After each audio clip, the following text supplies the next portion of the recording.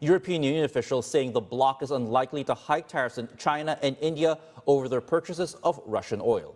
This comes after U.S. President Trump called on the bloc to consider up to 100% tariffs on the two countries to put pressure on Russia to end the Ukraine war. The timing is also interesting as India and the EU are holding trade talks right now, and CNBC TV 18's Parikshit Luthra joins us now with more details of those negotiations. Parikshit, you're outside right now. Give us an idea of what you're hearing on the ground, actually, with regards to these talks and how it's happened around the same time when the U.S. is trying to pressure the EU to ramp up tariffs on India and China as well. Well, there is a lot of activity between India and the European Union right now. As we speak, there are about ambassadors of at least 25 European states who are here in New Delhi for talks on issues related to political alignment, strategic affairs and defense. You also will have talks between Commerce Minister Piyush Goyal, Maros Sefcovic, the EU Trade Commissioner, and also Christoph Hansen, who is the EU Agricultural Commissioner. So very important negotiations.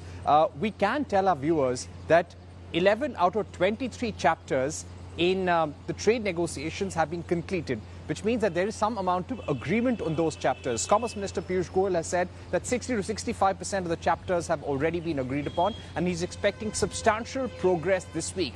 Clearly, because of the uncertainty with India-US ties, India is trying to finalize its trade agreements very fast. Having said that, differences still remain when it comes to rules of origin, food safety standards, the carbon border adjustment mechanism, which India has said is a non-tariff barriers. The EU also wants greater access to India's automobile markets. They want tariffs to be almost zero when it comes to exporting cars and auto components from Europe to India. How much will India allow that? That has been a sticking point in the past. That remains to be seen. Alcohol is another area where EU will want great access. So where will the chips finally fall? Where will there be consensus? That remains to be seen. But there is very strong political intent to get this deal done as soon as possible and before the end of this year.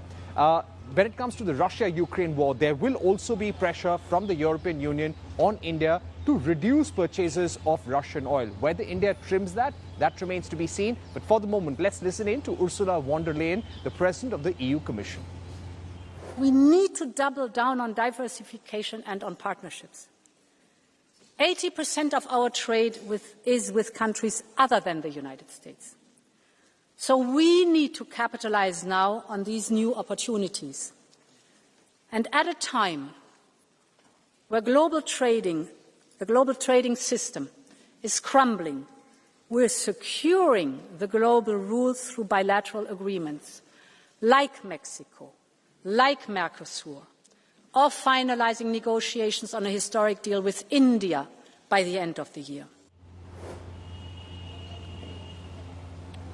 All right, so that was Ursula von der Leyen speaking about the importance of having trade deals with other nations. And for India as well, the EU is extremely important. There are 6,000 European companies which are present in India. The trade in goods was around $135 billion last year, and EU is India's largest trading bloc. So a lot riding on it. And after EFTA, after UE, after Australia and UK, we would definitely like to have this trade deal in the bag, and it'll be a victory for the Indian side as well. And we need markets to diversify exports in case there is no consensus in that trade deal with the United States. Yeah, you could also see how clearly spelled out there, Parikshit, is there is a mutual interest from both Brussels and New Delhi to accomplish this trade deal, because there's a lot riding on this and to accomplish this fast. But Parikshit, we're also seeing President Trump taking a somewhat friendly tone towards India in recent times. This also comes, though, as he urges the EU to ramp up tariffs on India. Look, it looks like mixed messaging. It looks like the makings of a bad relationship. Any updates on trade negotiations on that front? Because we're a little bit perplexed about one message going this way and one message going the other way. Are you as perplexed as we are? Well, it is, of course, confusing for the Indian viewer as well. But I guess it's domestic politics for President Trump. And what we've been told by sources in the government, that it's quite clear that Donald Trump is not completely backtracking from his earlier stand of putting pressure on India to reduce purchases of Russian oil. His priority continues to be to end the Russia-Ukraine war. And while he wants to put the relationship with India on some sort of stable track and not make it look as if this relationship has gone down or they've lost India to China or Russia for that matter, they also want to maintain their stand on the Russia-Ukraine war and how ending the war is a priority. And therefore, the rhetoric on sanctioning India, imposing 100% tariffs on India for purchasing Russian oil or urging EU to do so continues. Having said that, there has been a lot of back-channel communication. We've been told that over the last few weeks, officials at the level of our ambassador in the United States and officials in New Delhi and the White House have been in constant negotiations to bring this relationship to a positive track. At best, what we can say right now that the India-US trade negotiations, which had been derailed since the 1st of August or ever since the additional penalty tariffs were imposed, is at least back on track. We can now start talking in a positive environment. The intent is to conclude negotiations by the end of this year.